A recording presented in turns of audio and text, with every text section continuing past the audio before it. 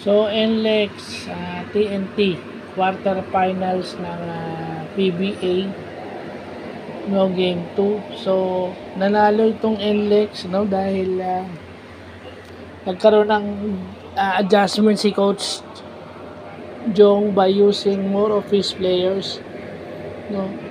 Gumamit siya ng mga players na maaasahan niya. So, pagdating ng dulo, yung regulars niya, meron ng energy para tapusin yung laro.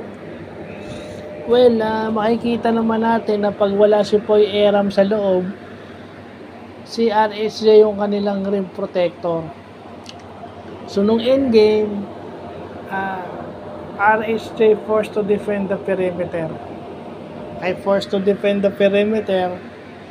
At dahil doon, pag nakalusot, Bolik can create, Bolik can score, at itong import nila ay talagang napakagaling. Itong mga supporting cast ng NLEX ay tumulong din talaga. At the same time, pag mas marami kang ginagamit na players, yung mga players na madalas mong ginagamit, may pahinga sila sa loob. Hindi sila masyadong stress pagdating ng endgame. Mentally. Di ba? Stress mental yun. Buong laro ka nag-iisip. Di ba? So, pag may players na tumutulong, malaking bagay sa kanila. Importante lang sa depensa ng NLEX na ito si RSJ, wag nang papasahin minsan.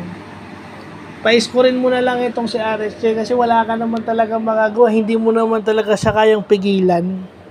Kesa mapasahan pa niya itong sila ng Batak, sila Pugoy, sila Oftana, na pwede mag-take over sa endgame. Actually, si Oftana, hindi pa nga masyado puputok yan.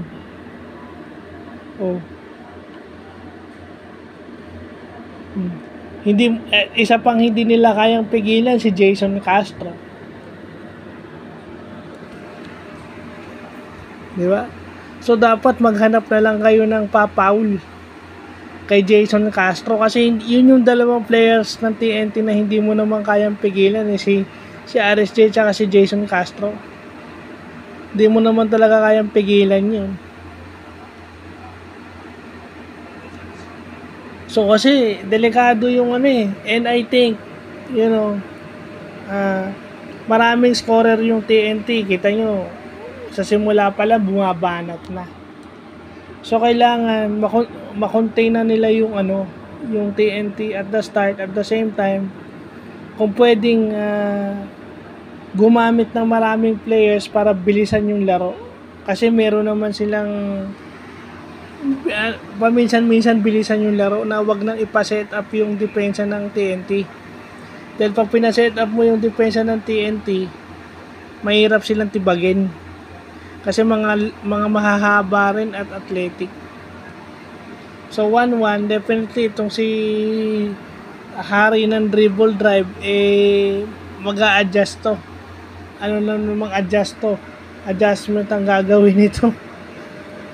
But definitely ito sila ng Batak should be kept away from scoring kasi delikado NLEX. Sinuwerte lang sila nitong game na to. So yun lang po.